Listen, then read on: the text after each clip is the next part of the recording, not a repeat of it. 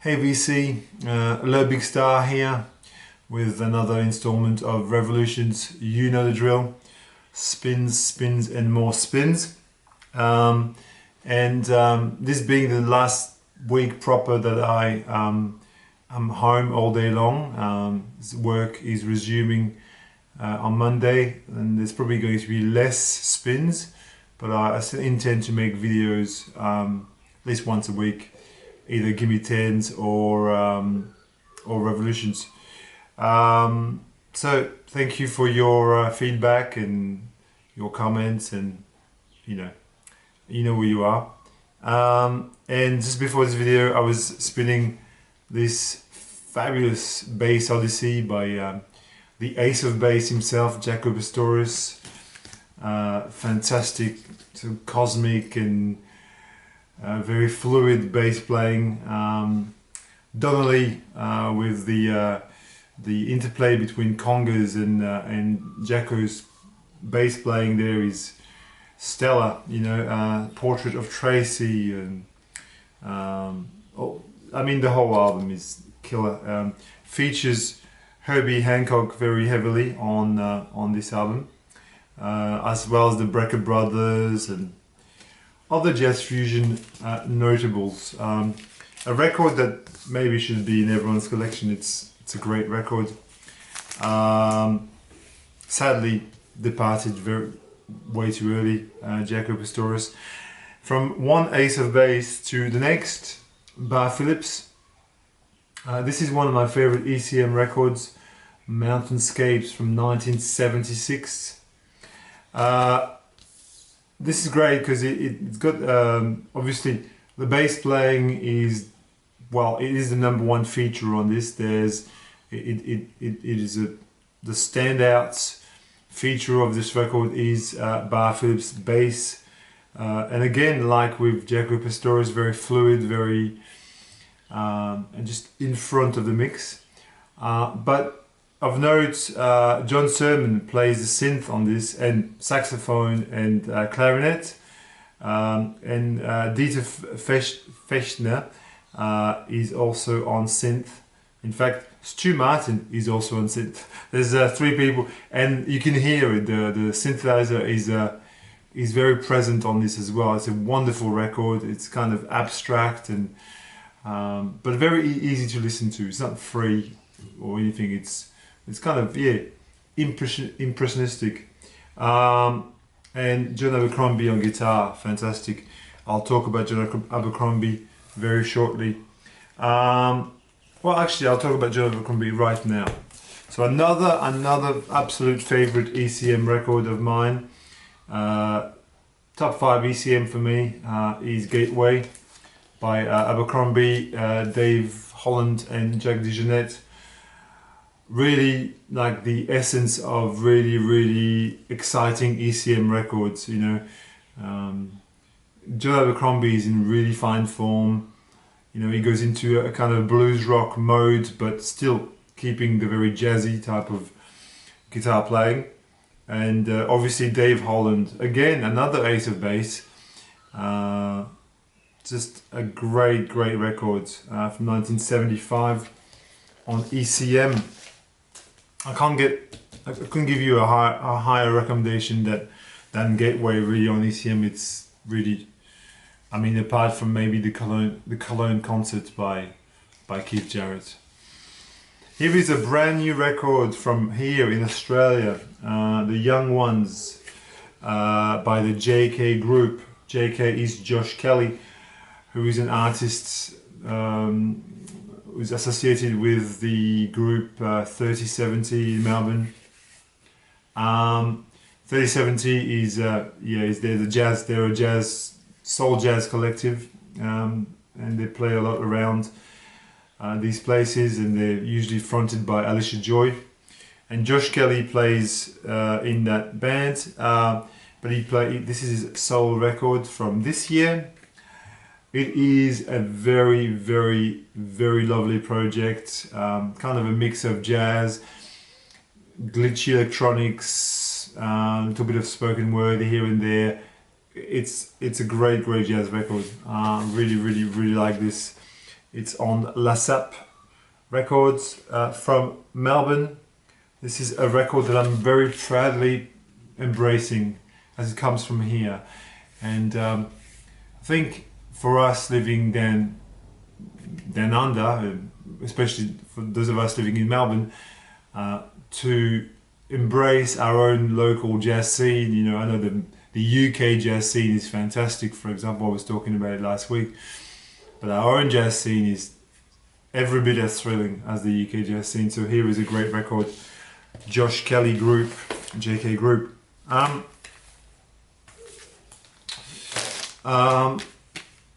Fuck Buttons. I've spoken about this, I think, in my top 30 of the decade. Great record, electronic, abrasive, psychedelic, slow focused from 2013, which is when I saw them. I saw them play live in 2013, and they blew my mind.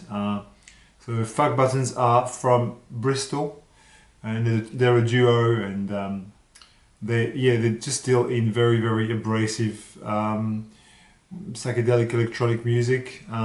Like when they play live, they've got a huge table, like a, I don't know, 5 meter long table, and they sit on either end of the table, and they just sit in front of their machines, laptop, computers, whatever they've got in front of them, and they've got these really, really trippy, trance-inducing visuals, which are just, you know, I thought that was tripping, really. This is a couple of African records. Wally Badarou. It's called Echoes. It came out on Ireland Records in 1980 something, 83, 84. Wally Badarou is a French. Well, he's from Benin, from the small country of Benin in West Africa, which was a French colony. But he's been living in Paris all his life, and he was the synth player in Level 42, but he was also the resident synth player for the Compass Point Studios in Nassau, and he appears on lots of Grace Jones records, and he played on Les Immersiers des Clous records. He played on, because he was such an amazing synth player, you know, he was hired, and he appears on, you know, you can look on his Wikipedia page, it's got a list of all his credits. This album is kind of, Afro synth. The key track that everybody will know, I mean everybody, what am I saying? A key track that people might know is Mambo, which was sampled just pretty much note for note in Daydreaming on Blue Lines by Massive Attack. I mean, they haven't really done much to it. They've just taken the song and put vocals on top of it. This gives you an idea what it sounds like.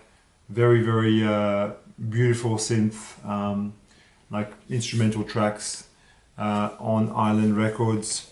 And since I'm on Africa, I dug out this fella record, Sorrow, Tears and Blood, which is one of my favorite fellas. I would say it's one of my top 3 favorite fellas. The title track is very, it's very in your face. It's very, you know, it doesn't take any prisoners. You know, it says what it's a real political record. You can see how he was, like, fella was stifled by the Nigerian government, and but this was reissued on Knitting Factory, a few years ago, from 1977. Here's a record I haven't played forever and ever. This is I don't know when it was reissued, but this was reissued, I don't know, it doesn't even say on the thing. This was originally issued on Folkways record. It's called Entourage, the Entourage Music and Theatre Ensemble. And what this is, it's sort of a gamelan record. It's got some Balinese kind of, yeah, it's like Western musicians doing Indonesian music, which is really, really, really, really a really great record. A brilliant album by a totally original group performing their own compositions in an experimental spiritualistic environment. Techniques found in no theatre, Balinese theatre. So yes, some Balinese tunes there. Very cool, very, very cool. Couple of electronic masterpieces. This is Zovizozo by the great Cluster. Cluster were, you know, an electronic duo from Germany. Dieter Möbius and Hans-Joachim Rodelius formed Cluster, and they also played with Brian Eno, and they also formed Harmonia with Michael Rotter. But Cluster, I think this or Zuckerzeit is probably my favorite. I think probably Zuckerzeit is my favorite, but this is a great record. Like the last track in Ewigkeit, in Eternity, beautiful track from 1976. Now here is an absolute must-have record. One of these kinds of records that, you know, here is, yes, the pulsating Indian scale tinged minimalist masterpiece. A Rainbow in Curved Air by Terry Riley, the granddaddy of minimalism, really. Him and Lamont Young, Steve Reich, they sort of are the core of that school of music, you know, where patterns and repetitive sounds will drag you into a sort of a trance. But it's no different to, say, Ravel, for example, the French composer. If you listen to Bolero, Bolero is basically a much more orchestrated version of this. This is kind of more basic, more minimal, but I just love the patterns that he uses. His organ playing is off the charts. I love all of Terry Riley. It's just fantastic. There is a killer album on the MPS label, The Call by Michael Nora. I think Michael Nora is from Estonia or Latvia, one of those countries in one of those Baltic countries. I can't remember which one exactly. This was reissued a couple of years ago because this is a pretty difficult record to find usually, but it's largely like, look at the lineup, you know, Wolfgang Schütter and Eberhard Weber. This is absolutely brilliant, you know, modal jazz from Germany, well, you know, wherever he was from, but, you know, MPS is a German label after all. So, you know, an amazing record, very, very, very nice record. I've revisited this, which is a record from this year. I'm New, We're New Again, which is the reimagining of I'm New Here, the 2010 Gil Scott-Heron record, the last record that Gil Scott-Heron made before he died. It's not superior to the original, but it's better than the Jamie XX version. So I would say this is second to the original. And Micaiah McCraven, as you know, is a drummer and producer from Chicago.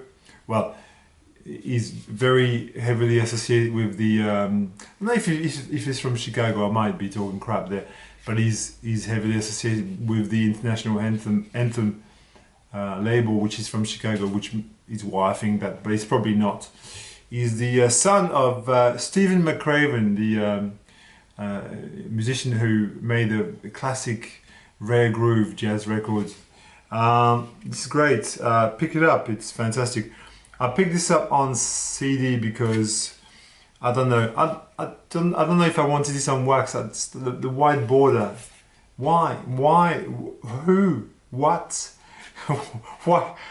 Can anybody explain to me what the white border is all about? I just need to know. Okay, continuing. Some more jazz. Guess what? That's all I'm listening to at the moment. Jazz. I'm completely taken by jazz. I don't know. It may change. At the moment, that's what I'm listening to.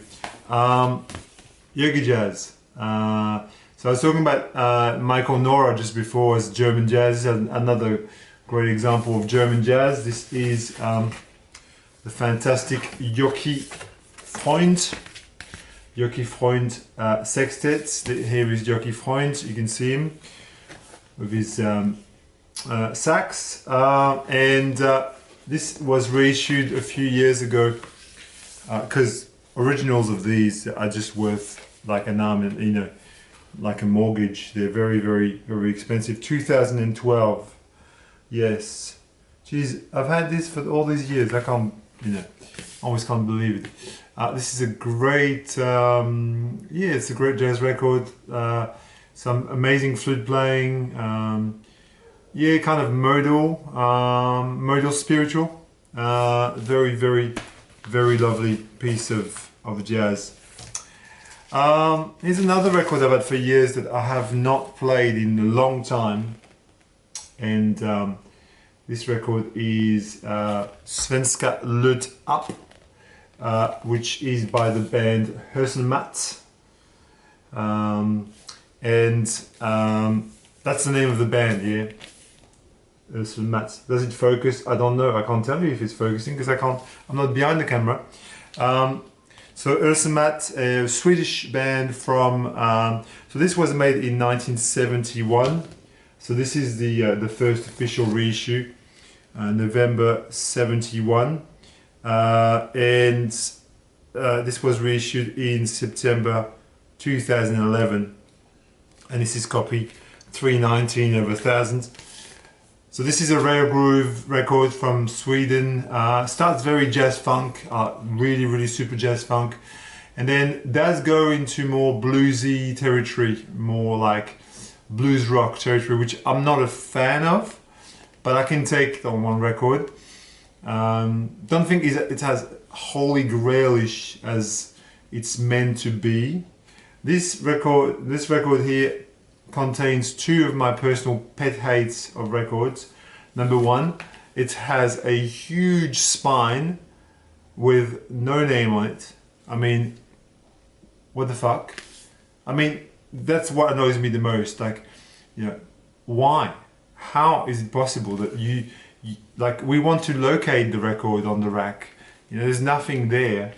Secondly, it came with a SIM split because, well, I don't know, the record was probably meant to be a razor blade. I don't know. My third pet hate with records is I've got two more. I'll tell you which one they are. Third one, actually, I think number one pet hate of a record is when you spend $40 on a record, 40 or 50 bucks, and it comes in a paper sleeve. Like, that to me is it's offensive. It's an insult to the buyer. Why do you put this in a shitty paper sleeve that's going to scuff everything?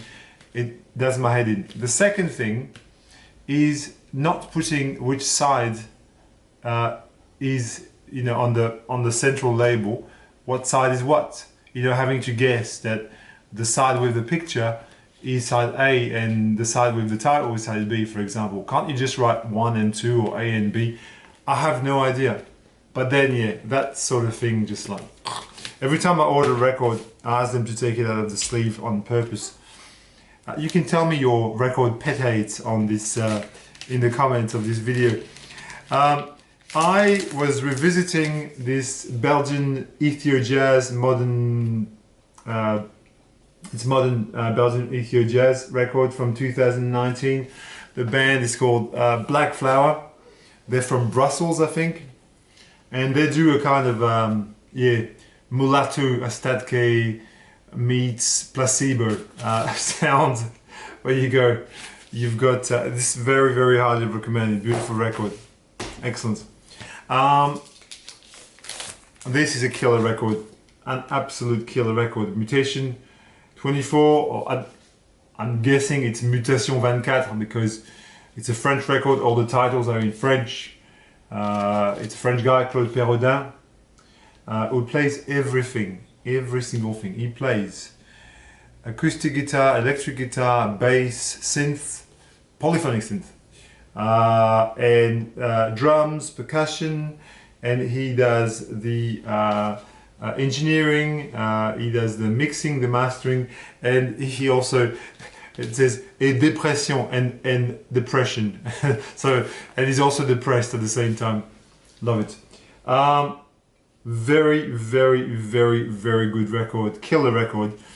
Kind of like, you know, you've got all these like synth moog type of sounds that remind you a little bit of stuff from, you know, early Pink Floyd records, but you know, it's mixed in a very sort of krautrock and funky way. It's a library record. It's absolutely killer. This, I got this last time I went to France. Not last Christmas, 2 years ago, at the flea market, and I was so chuffed to find it there. There are 2 copies of it. I was like, wow, it's amazing. You'd never see those records here.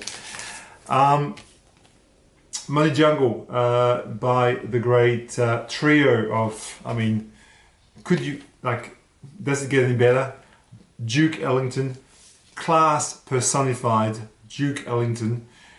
If you're not into Duke Ellington, you like jazz and you think Duke Ellington is like boring or square, or I urge you to listen to this, to the Afro-Eurasian Eclipse, to the Far East Suite. Fuck, Duke Ellington is a master.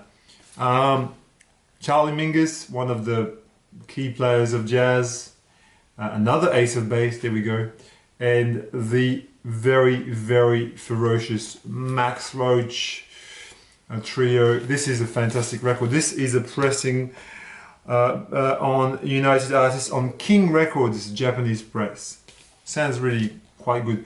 I'm tempted by the Tone Poets reissue of this just to see the difference, but I don't want to spend 50, 60 bucks on it. I don't know. If you've got it on, just leave me a comment and let me know what you think. Another great German jazz record, the Manfred Schuf Quintet. This one looks like an ECM record, but it's in fact on Japo, which is a subsidiary of ECM. And this one has got Manfred Schuf leading on trumpet and flugelhorn, as well as a whole bunch of other people. Jasper Van Hof is the other known guy here on piano, electric piano. It's a great, yeah, avant-garde jazz record, you know, Euro jazz, really, really, really nice. 1978 Japo. Is another Belgian jazz record. This is Plus, there we go, which is a collaboration between Golden Pavilion in Portugal and Village Vanguard, which is a shop in Brussels, which I've been to, which is to this day one of my all-time favorite record stores. I'd go back there in a heartbeat. I loved Village Vanguard, such a great record shop. So this was a Belgian jazz funk record, kind of jazz funk, also kind of like horn rock a little bit. Reminds me a little bit of the French band Zoo, and also reminds me of that Urson Matt I was talking about a second ago, that Swedish record, you know, with those kind of like bluesy vocals and lots of horns in the background. Yeah, so not so much Placebo like, but more, yeah, more Zoo, like a Belgian version of Zoo, from 70 whatever, 70, I don't know, 70 something. Absolute monster of jazz in general, jazz as a whole. Mr. Andrew Hill, the one of the greatest jazz pianists to ever grace the fine Blue Note record label, with Joe Henderson on sax, Richie Davis on bass, and Roy Haynes on drums. Essential record, essential. Blackfire, you know, it says what it means. It's fire. This is fire. It's brilliant and great record. Another great jazz record. Train at the Village Vanguard, really probably his best live outing, you know, out of all the live records that he's put out. This is total monster. With the classic quartet, obviously, with McCoy Tyner. Actually, not the classic quartet, sort of. He's got on the first track, he has Eric Dolphy, McCoy Tyner on piano, Reggie Workman on bass, and Alvin Jones on drums. So not exactly the classic quartet. And then the second track is without Eric Dolphy, yeah. But nonetheless, this essential piece of spiritual jazz. We'll finish with jazz, more jazz. This is a killer record. It's Masabumi Kikuchi. Can't tell you much about Masabumi Kikuchi. He's a pianist, I can tell you, and it's jazz ensemble with piano, trumpets, sax, double bass, and drums. I just love this record. This is a great Japanese spiritual jazz record. It's fabulous. It's absolutely fabulous. That's all I'll say about it. And last but not least. My goodness, I've played it about 3 times this week. Just perfect. Larry Young is the John Coltrane of organ. You know, don't talk to me about Jimmy Smith. Don't talk to me about Jack McDuff. I don't care. This is your guy. He's avant-garde leanings. Just put him streets ahead of those other guys. And the lineup is to die for as well. Woody Shaw, Joe Henderson, Alvin Jones. This is an absolute must-have in the jazz collection, in my opinion. Anyway, a viewer, I'm finishing this very sort of haphazard. A viewer has asked me to see my equipment, you know, and since I'm talking, and this is kind of a little bit of a bonus there, I will take you and I'll show you my equipment. You've seen it probably. But you know, it's nothing special, but I was asked. So to fulfill this demand, I will take you to my equipment. Here is what I play records on. Okay, so where do I start? I'll start with the turntable, evidently. Turntable I have is a Thorence TD 125 Mark II from the 70s. It's a workhorse. It weighs a ton, but it's got a suspension platter and everything. It's a beautiful piece of work. And I have a moving coil orthophone. I don't know if it'll focus. There we go. A orthophone quintet, black quintet. So that's my moving coil cartridge. Then the amp is a Yamaha AS 1100. I bought it brand new a couple of years ago. It's a very, very big, very, very large, very sizable amp, and it weighs about 30 kilograms, which I think is a gauge of quality, really, because the power supply is very, very, very heavy in there. So it's a beautiful amp, sounds great, and I have a matching CD player, which the model is CDS 1000.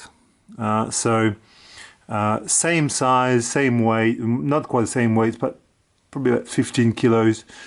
Plays SACDs and all that. And then I have a pair of these beautiful JBL speakers, which are 4425 JBLs, horn speakers with a lot of depth, lots of detail. So this is what I will play my music on, and I have these cables which I couldn't even tell you what they are, but they're very, very nicely made cables. People make such a big deal about cables, but I don't know, it's not my game. So there you go. This is what I play my music on. I hope you enjoyed.